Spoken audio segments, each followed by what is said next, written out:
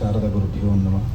ದುರ್ಗೆ ಸ್ಮೃತಾ ಹರಸಿ ಭೀತಿಮಶೇಷಜಂತು ಸ್ವಸ್ಥೈ ಸ್ಮೃತಾಮತಿಮತೀವ ಶುಭಾಂ ದದಾಸಿ ದಾರಿದ್ರ್ಯ ದುಃಖ ಭಯಹಾರಿಣಿ ಕಾತ್ವದನ್ನಿ ಸರ್ವೋಪಕಾರಕರಣಾಯ ಸದಾರ್ದ್ರಚಿತ್ತ.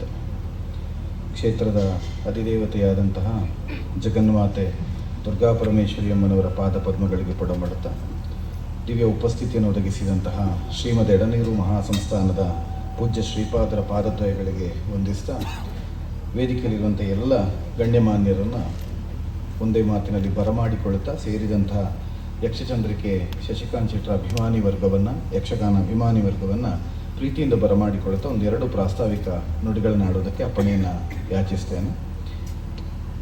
ನಮನೋತ್ಸವ ಅನ್ನುವಂಥ ಒಂದು ಶೀರ್ಷಿಕೆಯನ್ನು ಇಟ್ಟು ಮತ್ತೆ ಗೆಜ್ಜೆಯನ್ನು ಕಟ್ಟಿ ಮರಳಿ ರಂಗಕ್ಕೆ ಮರುಪ್ರವೇಶವನ್ನು ಮಾಡುವುದನ್ನು ಒಂದು ಪರ್ವವಾಗಿಸುವ ಉತ್ಸವ ಅಂದರೆ ಸವ ಅಂದರೆ ಯಜ್ಞ ಅಂತ, ಉತ್ಕ್ರಾಂತಿ ಸದೃಶವಾದ ನಮ್ಮನ್ನು ಮೇಲೆತ್ತುವುದು ಉತ್ಸವ ಅಂತ. ಆ ಪ್ರಯತ್ನದಲ್ಲಿ ಯಕ್ಷಚಂದ್ರಿಕೆ ಬಿರುದಾಂಕಿತ ಶಶಿಕಾಂತ್ ಶೆಟ್ಟರ ಅಭಿಮಾನಿ ವರ್ಗದವರು ಇವತ್ತು ಸಂಘಟಿಸಿದ ಒಂದು ಕಾರ್ಯಕ್ರಮ.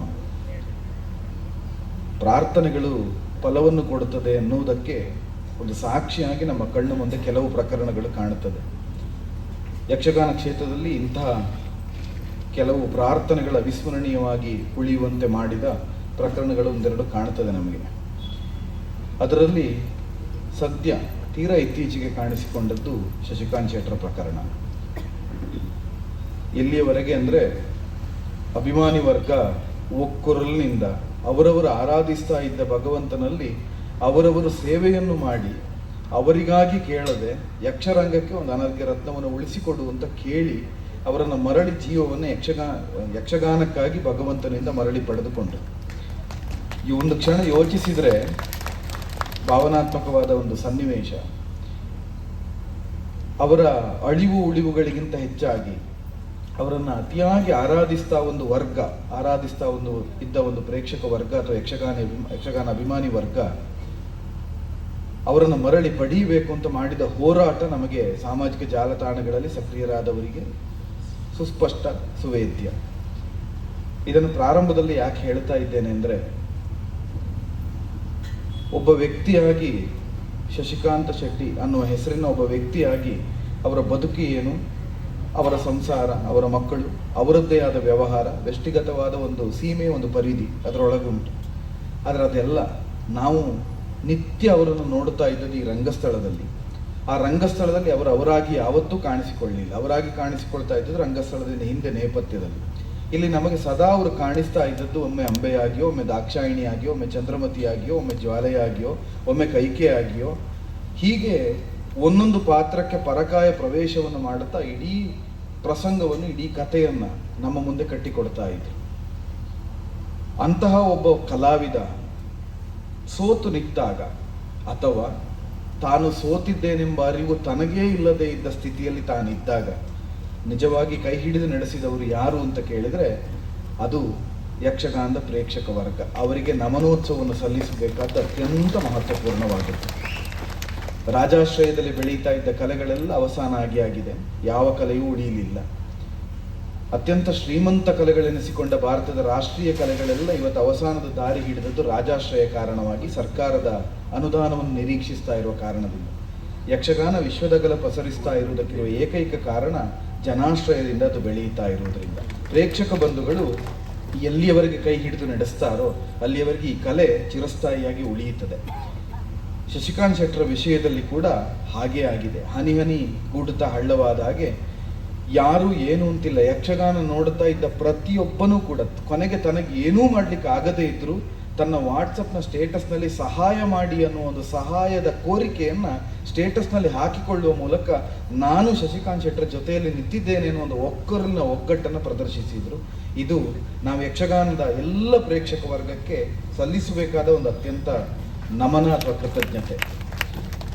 ಒಂದೆರಡು ಮಹತ್ವಪೂರ್ಣವಾದ ಸಂಗತಿಗಳನ್ನು ಹೇಳಿ ನನ್ನ ಪ್ರಾಸ್ತಾವಿಕ ವಿಷಯವನ್ನು ಮುಗಿಸ್ತೇನೆ. ಒಂದು, ಶ್ರೀಮದ್ ಎಡನೀರು ಸಂಸ್ಥಾನದ ಶ್ರೀಪಾದರು ತೀವ್ರ ನಿಗಾ ಘಟಕ ICUನಲ್ಲಿ ಶಶಿಕಾಂತ್ ಶೆಟ್ಟಿ ಇರುವಾಗ ಖುದ್ದು ಸ್ವಯಂ ತಾವೇ ಬಂದು ಶ್ರೀಕೃಷ್ಣ ಸ್ವಾಮಿಯನ್ನು, ಗೋಪಾಲಕೃಷ್ಣನನ್ನು ಅರ್ಚಿಸಿದಂತಹ ತೀರ್ಥವನ್ನು ತಂದು ಶಶಿಕಾಂತ್ ಶೆಟ್ಟರಿಗೆ ಪ್ರೋಕ್ಷಣೆಯನ್ನು ಮಾಡಿ, ನೀ ಎದ್ದು ಮೇಲೆ ಬರಬೇಕು ಶಶಿಕಾಂತ ಅಂತ ಒಂದು ಮಾತನ್ನು ಆಡಿ ಆ ಚೈತನ್ಯಕ್ಕೆ, ಒಳಗಿದ್ದ ಚೈತನ್ಯಕ್ಕೆ, ಮೂಲ ಚೈತನ್ಯನಾದಂತಹ ಭಗವಂತನ ಚೇತನಾಂಶವನ್ನು ತೀರ್ಥ ಮುಖಾಂತರವಾಗಿ ತುಂಬಿಸಿದ್ರು. ತೀರ್ಥಿ ಕುರುವಂತೆ ತೀರ್ಥ ಅಂತ, ನಮ್ಮನ್ನು ಅತ್ಯಂತ ಪುನೀತವಾಗಿಸುವುದು, ಪಾವನವಾಗಿಸುವುದು ಅಂತ. ಅವರಿಗಿದ್ದೆಲ್ಲ ಅವರ ಸೋಲುಗಳು, ಅವರಲ್ಲಿದ್ದಂತಹ ರೋಗ ಬಾಧೆಗಳು, ಇದೆಲ್ಲ ನಿವಾರಣೆ ಆಗುವುದಕ್ಕೆ ಸ್ವಯಂ ತಾವೇ ಬಂದು ಆಸ್ಪತ್ರೆಯಲ್ಲಿ ನೋಡಿಕೊಂಡು ಹೋದಂಥ ಶ್ರೀಪಾದರು. ಯಕ್ಷಗಾನದ ಆಡುಂಬಲ ಎಡನೀರು ಗೊತ್ತಿರೋ ಎಲ್ಲರಿಗೂ ಗೊತ್ತಿದೆ. ನಾನೆಲ್ಲ ಹೇಳುವಾಗೆ ಒಬ್ಬೊಬ್ಬರಿಗೆ ಒಂದೊಂದು ಮಠ, ಯಕ್ಷಗಾನಕ್ಕೊಂದು ಮಠ ಇದ್ರದ್ದು ಎಡನೀರು ಮಠ. ಅದು ನಾನು ತುಂಬ ಕಡೆ ಹೇಳಿದ ವಿಷಯ. ಎಲ್ಲ ದಕ್ಷಿಣೋತ್ತರ ಎಂಬ ಭೇದ ಇಲ್ಲದೆ, ತೆಂಕು ಬಡಗು ಬಡಾಬಡಗೆಂಬ ತಿಟ್ಟುಗಳ ಭೇದ ಇಲ್ಲದೆ, ಭಾಷೆಯ ಭೇದ ಇಲ್ಲದೆ, ಕಲಾ ಪ್ರಕಾರದ ಭೇದ ಇಲ್ಲದೆ, ನಿರಂತರ ಚಾತುರ್ಮಾಸದಲ್ಲಿ ಅಷ್ಟೂ ದಿನಗಳ ಕಾಲ ಒಂದಲ್ಲ ಒಂದು ಕಲಾ ಸೇವೆ, ಅದರಲ್ಲಿ ಅತಿ ಹೆಚ್ಚು ಪ್ರಬಲವಾದ ಪಾಲನ್ನು ಪಡೆದದ್ದು ಯಕ್ಷಗಾನ, ನಮಗೆ ಗೊತ್ತಿದೆ. ಅಂತಹ ಶ್ರೀಪಾದರು ಬಂದು ಶಶಿಕಾಂತರನ್ನು ಹರಸಿದರು. ಜೊತೆಯಲ್ಲಿ ಕೈ ಹಿಡಿದು ನಿಲ್ಲುವುದಕ್ಕೆ ಕಲಾರಂಗದಂತಹ ಸಂಘಗಳು, ಪಟ್ಲ ಫೌಂಡೇಶನ್ ಅಂತಹ ಸಂಸ್ಥೆಗಳು ಜೊತೆಯಾಗಿ ನಿಂತು ನಾವಿದ್ದೇವೆ ಅಂತ ಹೇಳಿತ್ತು. ಕಲಾವಿದರು ಎಲ್ಲರೂ ಶ್ರಮಿಸಿದರು. ಅನೇಕ ಮಂದಿ ಕಲಾವಿದರು ಇವತ್ತು ನಮ್ಮೊಟ್ಟಿಗೆ ರಾಘವೇಂದ್ರ ಯಲ್ಲಾಪುರ ಇದ್ದಾರೆ. ಶ್ರಮಿಸಿ ಸುಮಾರು 1.8 ಅಥವಾ 2 ಲಕ್ಷದವರೆಗಿನ ಹಣವನ್ನು ತಾವು ಒಟ್ಟು ಮಾಡಿಕೊಟ್ಟು. ನಾನು ಯಾಕೆ ಇದನ್ನು ಅಲ್ಲಲ್ಲಿ ತುಂಬ ಹೆಸರುಗಳನ್ನು ಹೇಳ್ತಾ ಹೋಗುವುದಿಲ್ಲ, ಆದರೆ ಯಾಕೆ ಹೇಳಿದೆ ಅಂದರೆ, ನಾವಿದ್ದೇವೆ ಎನ್ನುವ ಕೊಡುವ ಒಂದು ಆಲಂಬನ ಸೋತಾಗ ಕೊಡುವುದು, ಗೆದ್ದಾಗ ನಾನು ತುಂಬ ಕಡೆ ಹೇಳಿದ ವಿಷಯ, ಗೆಲುವಿಗೆ 1000 ಅಪ್ಪಂದಿರು, ಸೋಲು ಅನಾಥವಾಗಿರ್ತದೆ ಯಾವಾಗ.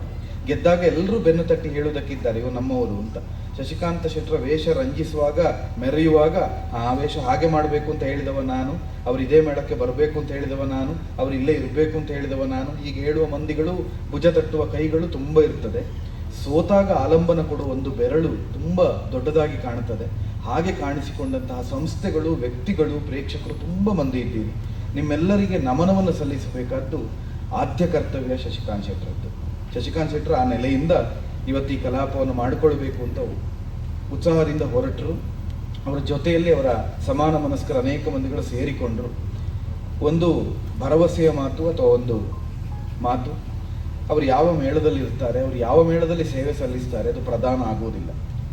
4 ಕಂಬಗಳ ರಂಗಸ್ಥಳದ ಒಳಗೆ ಹಿಂದಿರುವ ಬ್ಯಾನರ್ನ ವ್ಯತ್ಯಾಸ ಮಾತ್ರ ಇರ್ತದೆ ಬಿಟ್ಟರೆ, ಮತ್ತೆ ಉಳಿದಂತೆ ಮಾಡುವ ಎಲ್ಲವೂ ಕೂಡ ಕಲಾಮಾತೆಯ ಸೇವೆ. ಆ ಬ್ಯಾನರ್ನ ವ್ಯತ್ಯಾಸದಿಂದಾಗಿ ಒಬ್ಬ ಕಲಾವಿದ ಉಚ್ಚ ಅಥವಾ ನೀಚ ಅಂತಲೋ, ಶ್ರೇಷ್ಠ ಅಥವಾ ಕನಿಷ್ಠ ಅಂತಲೋ ನಿರ್ಣಯಿಸುವುದಕ್ಕೆ ಸಾಧ್ಯ ಇಲ್ಲ. ಅದು ಯಾವ ಬ್ಯಾನರ್ನಲ್ಲೇ ಇದ್ರೂ ಕಲಾಮಾತೆ ಅದನ್ನು ಸ್ವೀಕರಿಸ್ತಾಳೆ. ಕಲಾಮಾತೆಗೆ ಕೊಡುವ ಸೇವೆ, ಅವರು ಚೆಲ್ಲುವ ಬೆವರು ಕಲಾಮಾತೆಗೆ ಮಾಡುವ ಅಭಿಷೇಕ ಅಂತ ಪ್ರಾಜ್ಞರ ಅಭಿಮತ. ಅದರಿಂದ ಮುಂದೆಯೂ ಅವರು ಅನೇಕ ಪಾತ್ರಗಳನ್ನು ಮಾಡುತ್ತಾ ಮತ್ತೆ ಮರಳಿ ರಂಗಕ್ಕೆ ಗಟ್ಟಿಯಾಗಿ ಬರಬೇಕು. ಶಶಿಕಾಂತ್ ಶೆಟ್ಟರಿಗೂ ಒಂದು ಸಜೆಷನ್ ಕೊಡುವಷ್ಟು ದೊಡ್ಡವರು ನಾವಲ್ಲ, ಆದರೆ ಒಂದು ಧೈರ್ಯದ ಮಾತಾಗಿ ನಾವು ನಿಮ್ಮ ಜೊತೆಗಿದ್ದೇವೆ. ಆದರೆ ಅಷ್ಟೇ ವೇಗವಾಗಿ ಹೇಳ್ತಾ ಇರೋದು, ತೀರಾ ಅವಸರವೂ ಬೇಕು ಅಂತಿಲ್ಲ. ಈ ರಂಗ ಶಾಶ್ವತವಾಗಿ ನಿಮ್ಮನ್ನು ಉಳಿಸಿಕೊಳ್ಳಬೇಕು. ಆದ್ದರಿಂದ ನಾಳೆಯೇ ಅಂಬೆಯಾಗಿ ರಾರಾಜಿಸಬೇಕು, ದ್ರೌಪದಿಯಾಗಿ ಹಾರಬೇಕು, ದೀಗಣ ತೆಗಿಬೇಕು ಅಂತ ಇಲ್ಲ. ಶಶಿಕಾಂತ್ ಶೆಟ್ಟರು ಮಾಡುವಷ್ಟು ಏನು ಅಂತ ಈ ಕ್ಷೇತ್ರ ನೋಡಿಯಾಗಿದೆ. ಈ ಕ್ಷೇತ್ರದಲ್ಲಿ ನೀವಿನ್ನು ಮಾಡುವುದಕ್ಕೆ ಬಹಳಷ್ಟಿದೆ. ಆದ್ದರಿಂದ ಇಡುವ ಹೆಜ್ಜೆ ಸ್ವಲ್ಪ ನಿಧಾನ ಆದರೂ ತೊಂದರೆ ಇಲ್ಲ. ಇಟ್ಟ ಹೆಜ್ಜೆ ಬಹಳ ಗಟ್ಟಿಯಾಗಿರಲಿ. ಗಟ್ಟಿಯಾದ ಹೆಜ್ಜೆಯನ್ನಿಟ್ಟು ಮತ್ತೆ ಜಾರದೇ ಇರುವ ಹೆಜ್ಜೆಗಳನ್ನು ಮುಂದೆ ಇಡುವಾಗ ಆಗಲಿ. ಆದ್ದರಿಂದ ಈ ಕ್ಷೇತ್ರ ನಿಮ್ಮನ್ನು ತುಂಬ ಪ್ರೀತಿಸ್ತಾ ಇದೆ, ನಿರೀಕ್ಷಿಸ್ತಾ ಇದೆ. ಆ ನಿರೀಕ್ಷೆಗಳನ್ನೆಲ್ಲ ಸತ್ಯವಾಗಿಸುವ ಸತ್ವ ನಿಮ್ಮಲ್ಲಿದೆ. ಅದಕ್ಕೆ ಬೇಕಾದ ಬದ್ಧತೆಯನ್ನು ಉಳಿಸಿಕೊಳ್ಳಿ. ಸೇರಿದ ಮಂದಿಗಳು, ನೇರ ಪ್ರಸಾರದಲ್ಲಿ ನೋಡ್ತಾ ಇರುವವರು ಎಲ್ಲರಲ್ಲಿಯೂ ಇರುವ ಪ್ರಾರ್ಥನೆ ಅಷ್ಟೇ, ಬಿದ್ದು ಮತ್ತೆ ಎದ್ದ ಮೇಲೆ ತೀರಾ ಸಹಜವಾಗಿ ಮಾನುಷ ಪ್ರವೃತ್ತಿಗಳು ನಮ್ಮ ಮುಂದೆ ಬರ್ತದೆ. ಎಲ್ಲಿಯಾದರೂ ಒಂದು ನಮಸ್ಕಾರವನ್ನು ಶಶಿಕಾಂತ್ ಶೆಟ್ಟರು ನಮಗೆ ಕೊಡದೇ ಇದ್ದರೆ ಆಗ ನಮ್ಮ ಬಾಯಲ್ಲಿ ಬರುವ ಮೊದಲ ಮಾತೇ ಅದು, ಆವತ್ತೊಂದು ನಾನು ಸ್ವಲ್ಪ ದುಡ್ಡು ಹಾಕಿದ್ದೆ, ಈಗ ಜನರಿಗೆ ನೆನಪೇ ಇಲ್ಲ ಅಂತ.